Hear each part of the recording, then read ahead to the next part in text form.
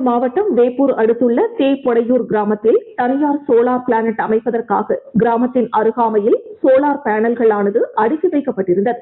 இந்த நிலையில் அந்த சோலார் பேனல்கள் திடீரென தீப்பிடித்து எரிய தொடங்கியுள்ளது.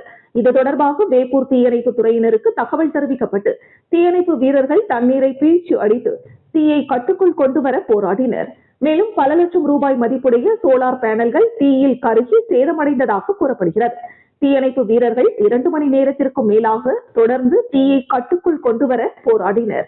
மேலும் இந்த தீ விபத்து குறித்து வேப்பூர் காவல்துறையினர் விசாரணை மேற்கொண்டு வருகின்றனர்.